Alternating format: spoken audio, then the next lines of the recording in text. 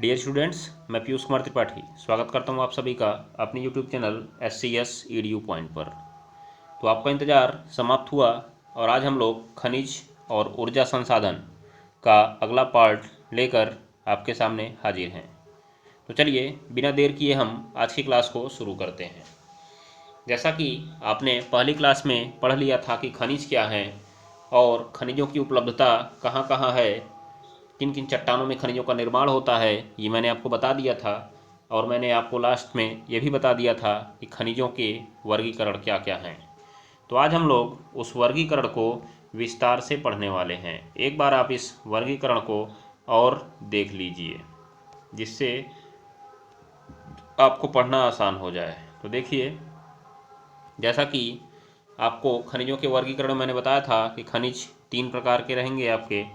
एक धात्विक खनिज आएगा, एक अधात्विक खनिज आएगा और एक ऊर्जा खनिज आएगा।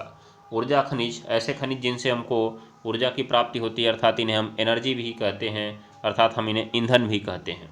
ठीक है। पहला हमारा था धात्विक खनिज, ऐसे खनिज जिनमें धातुएं पाई जाती हैं, अर्थात ऐसे खनिज जिनसे धातुओं का निष्कर्षण किया जाता है उन्हें हम धात्विक खनिज कहते हैं। और ऐसे खनिज जिनमें अधातुएं पाई जाती हैं, अर्थात धातुएं नहीं पाई जाती हैं, क्या कहलाते हैं? अधात्विक खनिज कहलाते हैं। इनके नाम मैंने आपको याद रखने को बोला था, अब इनके नाम जरूर याद कर लीजिएगा। अभ्रक, नमक, पोटास, सल्फर, चूना पत्थर, संगमरमर और बलुआ पत्थर। ठीक है ना, ये बात को ध्यान में रखिए।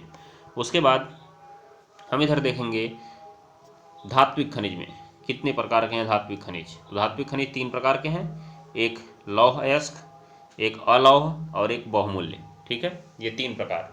तो हमें लौह अयस्क में 2 बातों का अध्ययन करना है, एक लोहा का पढ़ना है और एक मैग्नीज का पढ़ना है। फिर अलौह में हमको तांबा और बॉक्साइट पढ़ना है। अलौह में हमको तांबा और बॉक्साइट पढ़ना है। जो आपके सिलेबस में है मैं वही आपको केवल बता रहा हूँ। उसके बाद आपको पढ़ना है अधात्विक खनिज में अभ्रक और चूना पत्थर। तो इतने आपको विस्तार से पढ़ने हैं और इनके उत्पादक राज्यों के बारे में भी जानकारी लेनी है। तो पहले आइए हम लोग धात्विक और अधात्विक खनिज में अंतर तथा इन खनिजों का थोड़ा विस्तार पूर्वक अध्ययन कर लेते हैं। फिर हम बात करेंगे कि इनके उत्पादन में प्रथम राज्य कौन सा है, क्योंकि वही तो आपसे मैपिंग में पूछा जाएगा। यहाँ से ये सवाल बहुत ज़्यादा नहीं पूछा जाएगा, याद रख लीजिएगा। यहाँ से मैपिंग पूछी जाएगी आपसे, मैपिंग। ठीक है, तो चलिए देखते हैं जरा कि धात्विक और अधात्विक खनिज हैं क्या। तो देखिए यहाँ पे लिखा हुआ है कि ऐसे खनिज जिनमें लोहे के अंश पाए जाते हैं वो धात्विक खनिज कहलाते हैं। लेकिन ऐसा नहीं है, हम इसको थोड़ा अलग से पढ़ने की कोशिश करते हैं। चलिए ध्यान दीजिए आप लोग। तो चलिए देखिए, जैसा कि NCERT की बुक्स में आपको धात्विक और अधात्विक खनिज के बारे में बताया गया है। तो लिखा क्या है, धात्विक खनिजों में धातु कच्चे रूप में होती है। धात्विक खनिजों में धातु कच्चे रूप में होती है। तो आप इसको इस तरह से याद रखेंगे कि धात्विक खनिज क्या है? ऐसे खनिज जिनमें धातुएं पाई जाती हैं, अर्थात ऐसे खनिज जिनसे धातुओं का निष्कर्षण किया जाता है, धात्विक खनिज कहलाते हैं। याद रख लीजिएगा, ऐसे खनिज जिनसे धातुओं का निष्कर्षण किया जाता है उन्हें हम धात्विक खनिज कहते हैं। ठीक है, ये बात को आप ध्यान में रख लीजिए। अब उसके बाद हम देखें तो धात्विक खनिज को 2 भाग में बांटा गया, लौह और अलौह। क्यों ऐसा बांटा गया, ध्यान दीजिएगा, क्यों ऐसा बांटा गया? क्योंकि बोला गया इसमें कि लोहा जो है खनिजों में ज़्यादा मात्रा में पाया जाता है। याद रखिएगा, ये लोहा जो है धात्विक खनिज में सबसे अधिक मात्रा में पाया जाता है, इसीलिए लोहे को अलग हिस्से में रख दिया गया और बाकी सारे लोगों को अलग हिस्से में रख दिया गया। इसलिए 2 प्रकार बन गए, लौह और अलौह। तो अब धात्विक खनिज क्या लिखेंगे? ऐसे खनिज जिनमें धातु कच्चे रूप में पाई जाती है और उनसे धातु का निष्कर्षण किया जाता है, धात्विक खनिज कहलाते हैं। ये 2 प्रकार के हो सकते हैं, लौह और अलौह। तो लौह खनिज में जैसे आते हैं लौह अयस्क हो गए, मैग्नीज अयस्क हो गया और क्रोमाइट अयस्क हो गया। इनमें लोहे का अंश पाया जाता है, इसीलिए इन्हें हम लौह अयस्क भी कहते हैं। कुछ लौह अलौह अयस्क हैं, अलौह अयस्क खनिज भी कह सकते हैं आप, इनको याद रखिएगा। तो ऐसे धात्विक खनिज जिनमें लोहे का अंश नहीं पाया जाता है, जैसे आपका सोना हो गया, चांदी हो गया, तांबा हो गया, शीशा हो गया, याद कर लीजिएगा आप लोग। ठीक है, उसके बाद अब देखिए लौह और अलौह जब आपने देख लिया तो अधात्विक खनिज के बारे में देख लीजिए क्या है अधात्विक खनिज। अधात्विक खनिज ऐसे खनिज हैं जिनमें धातुएं नहीं होती हैं। अधात्विक खनिज ऐसे खनिज हैं जिनमें धातुएं नहीं होती हैं, अधातुएं पाई जाती हैं। इनसे अधातुओं का निष्कर्षण किया जाता है या नहीं भी किया जाता है, नॉर्मली इनका सीधे प्रयोग किया जाता है। जैसे आपका चूना पत्थर, जिसे संगमरमर भी आप कह सकते हैं, अभ्रक और जिप्सम इन खनिजों के उदाहरण हैं। अभी हमने आपको पीछे सारणी में दिखाया भी इनके नाम, आप उनको याद कर सकते हैं। ठीक है। उसके बाद देखिए खनिज ईंधन, जैसे कोयला और पेट्रोलियम भी अधात्विक ही हैं, तो हम इनका अलग से अध्ययन करने वाले हैं। खनिज में खनिज का अध्ययन हम अलग से करने वाले, खनिज ईंधन का अध्ययन हम लोग अलग से करने वाले हैं। ठीक है। तो आज में हम लोग को देखना है धात्विक और अधात्विक खनिज। तो मैंने धात्विक खनिज आपको बता दिया क्या है, और अधात्विक खनिज मैंने आपको बता दिया क्या है। आप इसमें चाहें तो अंतर भी लिख सकते हैं कि धात्विक खनिज में धातुएं पाई जाती हैं, अधात्विक खनिज में अधातुएं पाई जाती हैं। ये बात को आप ध्यान में रख लीजिएगा। अधात्विक खनिजों को धातु अलग करके उपयोग किया जाता है, सॉरी, धात्विक खनिजों में से धातु को अलग करके उपयोग किया जाता है, जबकि अधात्विक खनिजों को सामान्यतया उसी प्रकार से प्रयोग कर लिया जाता है। ठीक है।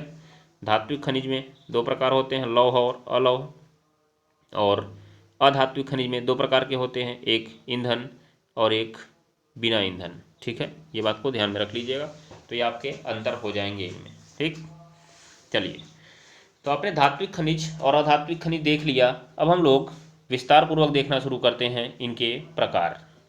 तो धात्विक खनिज में जैसा आपने देखा कि धात्विक खनिज दो प्रकार के थे, लौह और अलौह।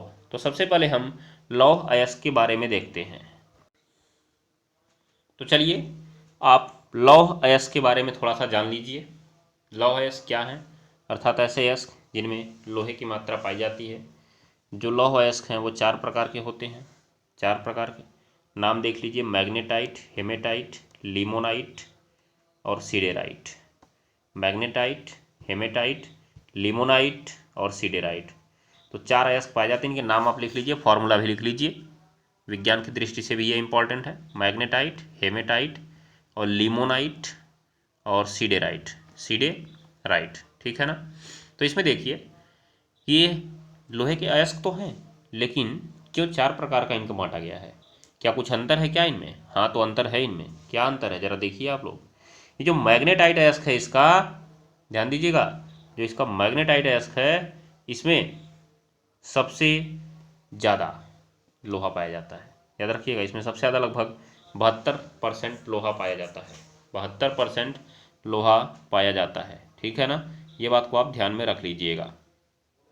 तो क्या कहा गया, मैग्नेटाइट, इसमें According to Wikipedia, magnetite is a mineral इसमें आपको सबसे ज़्यादा लोहा मिलेगा, लगभग 72%। ये इसका शुद्ध रूप है, अर्थात हम कहें कि लौह अयस्क का सबसे शुद्ध अयस्क कौन सा है, तो कौन सा है, मैग्नेटाइट। दूसरे नंबर पे आता है हेमेटाइट। हेमेटाइट कौन आता है, हेमेटाइट। तो देखिए आप लोग यहाँ पे लिखा हुआ है, यह जल योजित लोहा ऑक्साइड कहलाता है। 40 से 50% इसमें, एक मिनट, हेमेटाइट में 60 से 70% लोहा पाया जाता है, 60 से 70% लोहा पाया जाता है। और इसका फॉर्मूला देखिए आप लोग, Fe2O3 है।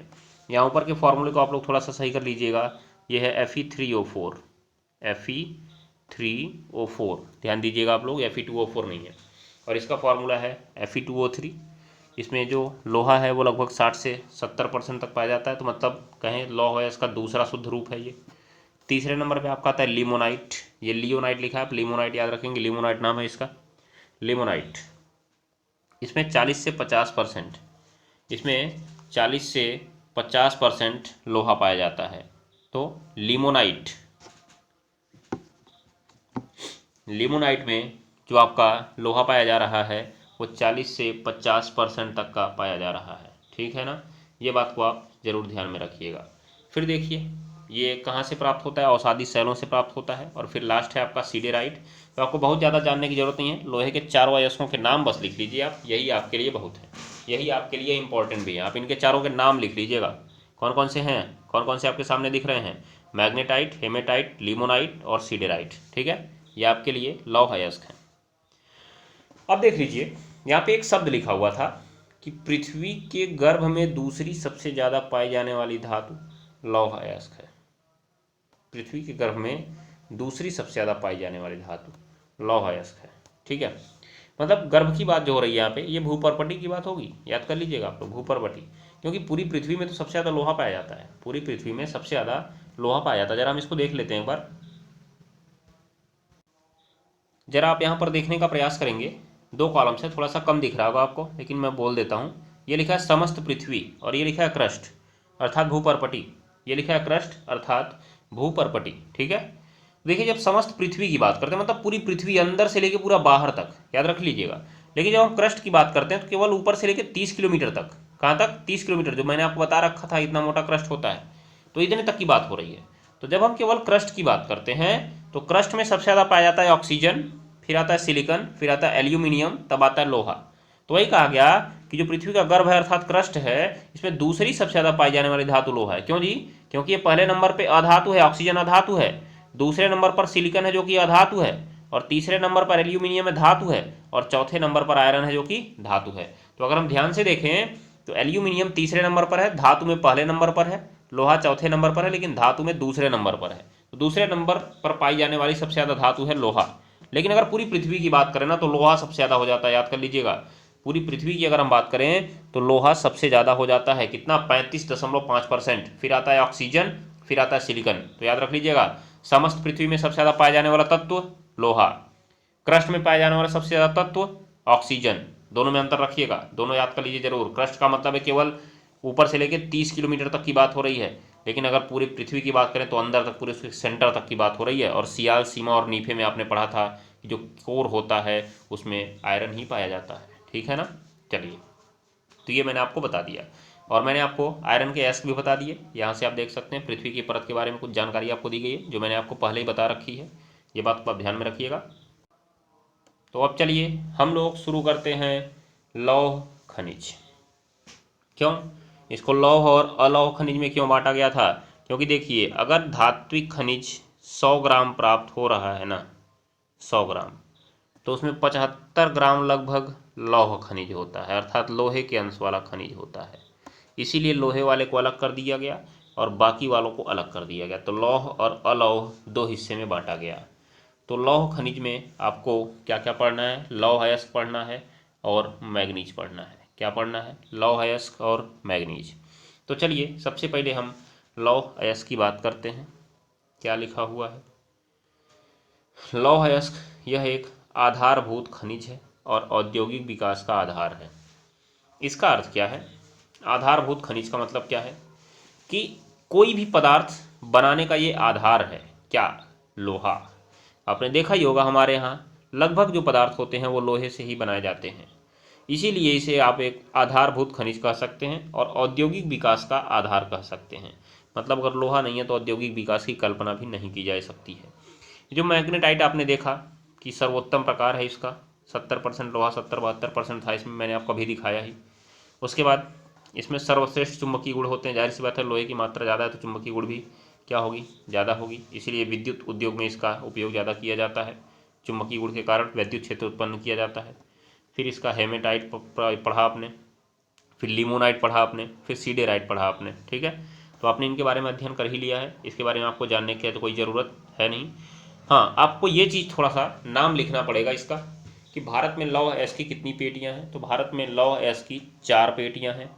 जो पहला आपका है ओडिशा झारखंड पेटी, आपकी स्क्रीन पर दिख रहा है। दूसरा है दुर्ग बस्तर चंद्रपुर पेटी, दुर्ग बस्तर चंद्रपुर पेटी। तीसरा होगा वेल्लारी चित्रदुर्ग चिकमंगलूर और तुमकुरू पेटी, और चौथा होगा महाराष्ट्र गोवा पेटी। तो इनके बारे में हम लोग थोड़ा थोड़ा जान लेते हैं। आपको लिखना नहीं है, बस इनके नाम लिख लीजिएगा, अंदर कुछ नहीं लिखना है, केवल आपको पेटियों की संख्या याद रखनी है और कुछ नहीं याद रखना है। तो जो लौह अयस्क पेटी है इसमें जो ओडिशा झारखंड पेटी है वो ओडिशा और झारखंड राज्यों को लेकर बताई जाती है। किसको बताई जाती है? ओडिशा और झारखंड को लेकर बताई जाती है। तो इसमें क्या क्या बताया गया है कि जो ओडिशा झारखंड पेटी है इसमें उच्च कोटि का लौह अयस्क पाया जाता है, अर्थात हेमेटाइट पाया जाता है। कहाँ कहाँ पर पाया जाता है? तो ओडिशा के मयूरभंज और केंदुझार, ये नाम आप लिख लीजिएगा, नाम कि मयूरभंज और केंदुझार कहाँ पे है, या 2 लोहे की खानों के नाम लिखिए, मयूरभंज और केंदुझार, ठीक है। कहाँ पे है? ओडिशा में है, ठीक, याद रखिए। फिर बादाम पहाड़ी यहीं पर है, यहीं पे खदानों से निकाला जाता है ये लोहा। उसके बाद कह रहा है कि झारखंड के सिंहभूम जिले में, तो सिंहभूम कहाँ पे है आप ये भी ध्यान में रखिएगा, सिंहभूम कहाँ पर है? झारखंड में है। नोवामुंडी झारखंड में है, नोवामुंडी झारखंड में है, यहाँ से हेमेटाइट का अयस्क निकाला जाता है। इसका मतलब जो ओडिशा झारखंड पेटी है यहाँ पर उच्च कोटि का लोहा पाया जाएगा। क्या पाया जाएगा? उच्च कोटि का लोहा। और ये नाम आपके लिए इंपॉर्टेंट है, मयूरभंज और केंदुझार ओडिशा और सिंहभूम और नोवामुंडी झारखंड, दोनों नाम लिख लीजिएगा, बाकी और कुछ लिखने की जरूरत नहीं है आपको। फिर देखिए दुर्ग, बस्तर और चंद्रपुर पेटी, तो ये कहाँ पाई जाती है? महाराष्ट्र और छत्तीसगढ़ राज्यों में पाई जाती है। महाराष्ट्र और छत्तीसगढ़ राज्यों में पाई जाती है। तो कहाँ कहाँ पाई जाती है? देखिए छत्तीसगढ़ में एक बस्तर जिला है, बस्तर जिला छत्तीसगढ़ में है, बक्सर नहीं है, ध्यान दीजिएगा, बक्सर बिहार में है, ये बस्तर है, बस्तर जिला छत्तीसगढ़ में है। और बैलाडीला की पहाड़ियों में है जो कि छत्तीसगढ़ में फैली हुई हैं। यहाँ पर भी हेमेटाइट पाया जाता है। क्या पाया जाता है? हेमेटाइट पाया जाता है। ठीक है, क्या कह रहा है यहाँ से? इन खदानों का जो लौह अयस्क है विशाखापट्टनम पत्तन से, पत्तन मतलब होता है बंदरगाह, बंदरगाह से जापान और दक्षिण कोरिया को निर्यात किया जाता है। मतलब हमारे यहाँ से लोहा निर्यात भी होता है, ध्यान में रख लीजिएगा आप लोग। ठीक है, चलिए अब देखिए होता क्या है, हम लोग कच्चा लोहा निर्यात करते हैं और जापान या दक्षिण कोरिया वहाँ से उससे उपयोगी चीज़ें बनाकर हमें भेजते हैं और महंगे दामों पर भेजते हैं। याद रख लीजिएगा, अगर हम वही चीज़ अपने यहाँ बनाने लगें तो सस्ते में हमको मिलेंगी, लेकिन हम नहीं कर पाते हैं, यही तो खेल है। चलिए अगला देखिए आप लोग, तीसरा देखिए, तीसरी पेटी क्या है? तीसरी पेटी थी आपके सामने वेल्लारी, चित्रदुर्ग और चिकमंगलूर पेटी। तो ये कहाँ पर है? ये कर्नाटक में है। कहाँ पे है? कर्नाटक में। ये पेटी कर्नाटक में पाई जाती है। आप इनका नाम देख लिए होंगे, देखिए यहाँ पे ये पेटी जो है कर्नाटक में पाई जा रही है। कर्नाटक के कुद्रेमुख खाने 100% निर्यात इकाई हैं।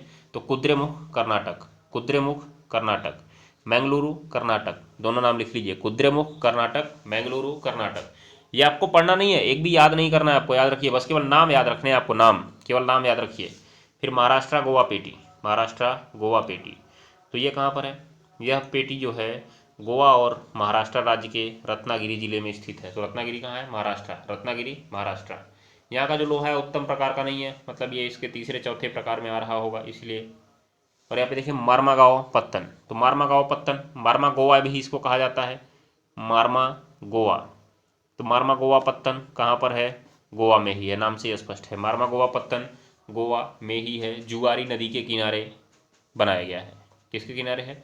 जुआरी। गोवा में दो नदियां हैं, एक मांडवी है और एक जुआरी है। तो ये जुआरी नदी के तट पर है, याद रखिएगा, मांडवी और जुआरी, तो ये जुआरी नदी के तट पर है, ये भी आप ध्यान में रख लेंगे। चलिए, तो इस प्रकार से हमने देख लिया कि लौह अयस्क की 4 पेटियां कौन कौन सी हैं। लौह अयस्क की 4 पेटियां कौन कौन सी हैं? आशा करता हूं कि आपने इनका नाम और इनमें आने वाले प्रमुख स्थानों के नाम को लिख लिया होगा।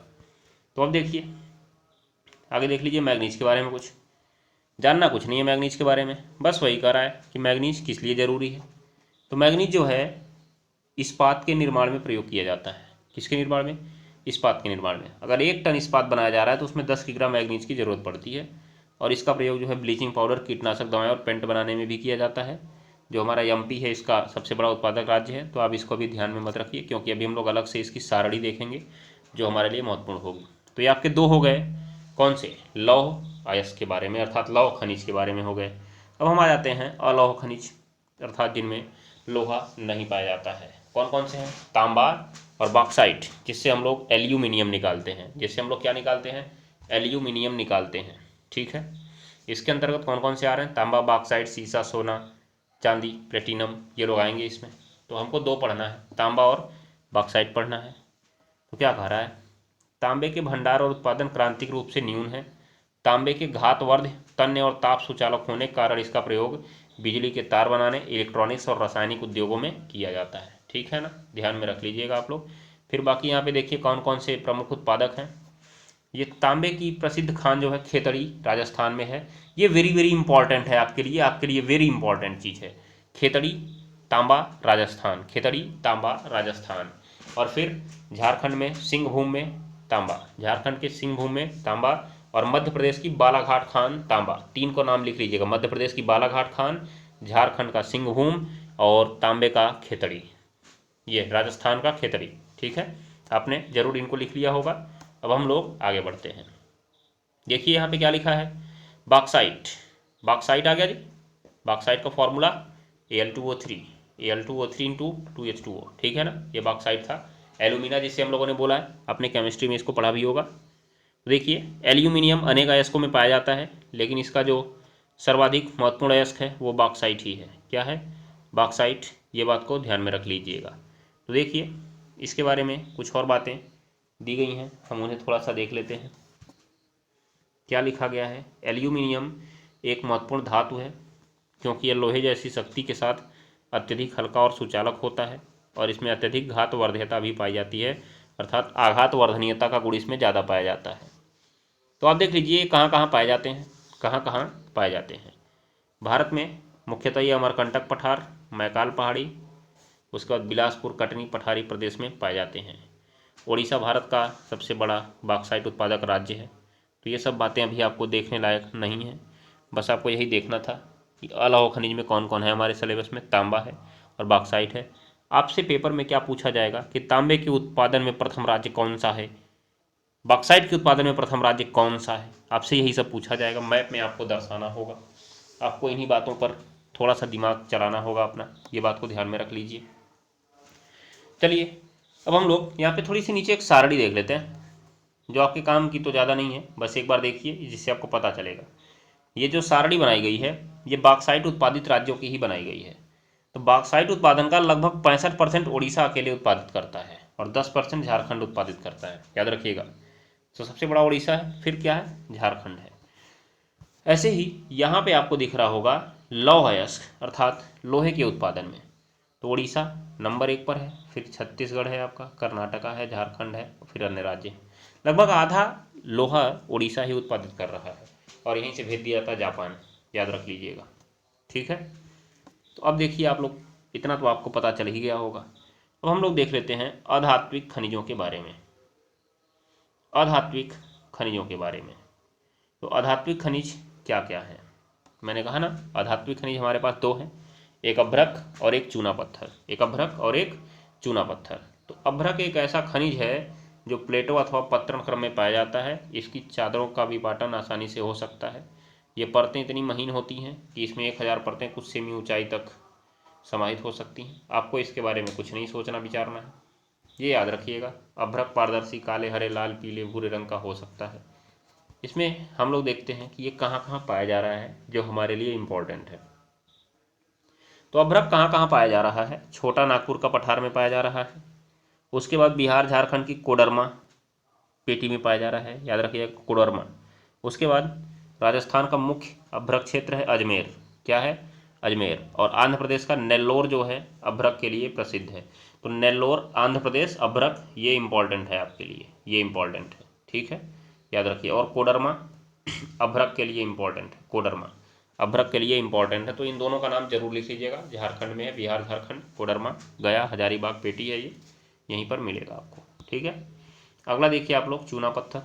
तो चूना पत्थर आप लोग जानते ही होंगे, बहुत इंपॉर्टेंट यौगिक है हमारे लिए। संगमरमर, टाइल्स, ये सब चीज़ें देखी जाती हैं हमारे पास मिलती हैं ये सब। तो ये हमारे लिए इम्पॉर्टेंट है। ये बहुत सारी जगह पर उपयोग किया जाता है। सीमेंट उद्योग में भी इसका उपयोग करते हैं। लौह प्रगलन में भट्ठियों के लिए यह उपयोग किया जाता है, अर्थात लोहे को गलाने के लिए जो भट्ठियाँ बनाई जाती हैं वो चूना पत्थर से ही बनाई जाती हैं। तो इसका मतलब चूना पत्थर हमारे लिए एक इम्पॉर्टेंट यौगिक है। चूना पत्थर हमारे लिए एक इम्पॉर्टेंट यौगिक है। हम इसको देख लेते हैं ये पैदा कहाँ कहाँ पे होता है। देखिए लिखा हुआ है कि ये चूना पत्थर के कुछ उत्पादक क्षेत्र हैं जो अभी जानने योग्य नहीं है। आपको कुछ नहीं देखना इसके बारे में, कोई मतलब का नहीं है। मैंने आपको पहले ही बता रखा है, आपको ये सब याद नहीं रखना है, केवल आप स्थान याद रखिए। मैं स्थान के लिए इसको पढ़ा रहा था, अन्यथा मेरा इसको पढ़ाने का कोई इंटेंशन नहीं था, क्योंकि कभी भी आपसे पेपर में नहीं पूछा जाएगा। हाँ, अब पेपर में आपसे पूछा क्या जाएगा कि खनिजों के संरक्षण की आवश्यकता क्या है। खनिजों के संरक्षण की आवश्यकता क्या है? तो सीधी सी बात है, खनिजों का समुचित उपयोग और आने वाली पीढ़ी के लिए इसका रहना जरूरी है, इसीलिए खनिजों का संरक्षण आवश्यक है। वर्तमान समय में जैसे ही जैसे जनसंख्या बढ़ती जा रही है, हम लोग खनिजों का अंधाधुंध रूप से प्रयोग करते जा रहे हैं, लेकिन कभी हमने सोचा नहीं कि आने वाली पीढ़ी का क्या होगा, क्योंकि ये खनिज तो बहुत लंबे समय के बाद बनते हैं और अगर ये समाप्त हो गए तो आने वाली पीढ़ी इसका उपयोग कैसे करेगी, याद रखिएगा। इसीलिए हमें इसका सीमित मात्रा में अधिकतम उपयोग करना चाहिए, सीमित मात्रा में अधिकतम उपयोग करना चाहिए, इसीलिए खनिज का संरक्षण करना आवश्यक है। ठीक है, ये बात को आप ध्यान में रख लीजिएगा। ठीक, तो खनिज का संरक्षण करना आवश्यक क्यों है, तो आप क्या कहेंगे? वर्तमान पीढ़ी की आवश्यकता को पूरा करने के लिए खनिज का अधिकाधिक मात्रा में दोहन किया जा रहा है, जिससे वो समाप्त होते जा रहे हैं। अतः आने वाली पीढ़ी खनिज के उपयोग से वंचित रह जाएगी, इसलिए उनके उपयोग के लिए खनिजों का सही ढंग से प्रयोग करने के लिए खनिज का संरक्षण आवश्यक है। अर्थात आने वाली पीढ़ी को खनिजों का उचित लाभ मिल पाए, इसके लिए खनिज का संरक्षण आवश्यक है। ठीक है ना, ये बात को आप ध्यान में रख लीजिएगा। ठीक, उसके बाद खनिजों का अत्यधिक दोहन करने से पारिस्थितिकी तंत्र बिगड़ जाता है, जिससे मनुष्य का जीवन भी खतरे में पड़ जाता है, इसलिए खनिज का संरक्षण आवश्यक है। इस बात को भी आप लिख सकते हैं, मैंने जो अभी आपको बोला।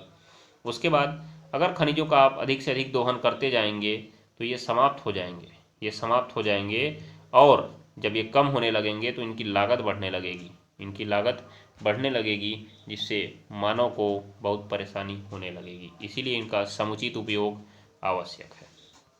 चलते चलते हम लोग देख लेते हैं कि संसाधन संरक्षण अर्थात खनिज संरक्षण के उपाय क्या क्या हैं। यहाँ पे संसाधन संरक्षण का उपाय लिखा हुआ है, जिसे आपने पहले ही पाठ में पढ़ रखा है, तो ये आपके लिए बहुत ज़्यादा इम्पोर्टेंट तो नहीं है, ये बात को ध्यान में रख लीजिएगा। आपको इसके बारे में कुछ नहीं देखना है, आपको कुछ इम्पॉर्टेंट चीज़ें इसमें नहीं है, क्योंकि आपने इनको पीछे पढ़ रखा है। अगर आप लिखना चाहें तो आप इसको लिख लेते हैं, स्लाइड यहाँ पे रुकी हुई है, 4-5 पॉइंट आप अपनी कॉपी में उतार लीजिए। तो इस प्रकार से हमने देख लिया कि भारत में जो प्रमुख खनिज हैं जो हमारे सलेबस में हैं, उनके स्थान कौन कौन से हैं और कौन कौन से खनिज हमारे सलेबस में हैं, कौन धात्विक है, कौन अधात्विक है और कौन ऊर्जा खनिज है। तो आपने इसको देख लिया है। अब हम लोग कल की क्लास में देखेंगे कि इन खनिजों के प्रमुख उत्पादक राज्य कौन कौन से हैं। ध्यान दीजिएगा, इन खनिजों के प्रमुख उत्पादक राज्य कौन कौन से हैं, हम लोग इनको देखेंगे, और फिर हम बात करेंगे कल से ऊर्जा संसाधनों के बारे में। तो संभवतः कल ये चैप्टर हमारा समाप्त हो जाएगा। ठीक है, अगले दिन से हम लोग अगला चैप्टर शुरू करेंगे। तो मिलते हैं कल की क्लास में। आज आप लोग पढ़िए और अपनी तैयारी को एक कदम और आगे बढ़ाइए। चलिए, आज के लिए बस इतना ही। आशा करता हूँ कि आपने क्लास को अच्छे से समझा होगा, पढ़ा होगा, और मैंने जिन बातों को बोला है आपने उनको नोट भी किया होगा, और जाते जाते आप एक लोग कमेंट करके भी जाएंगे। धन्यवाद।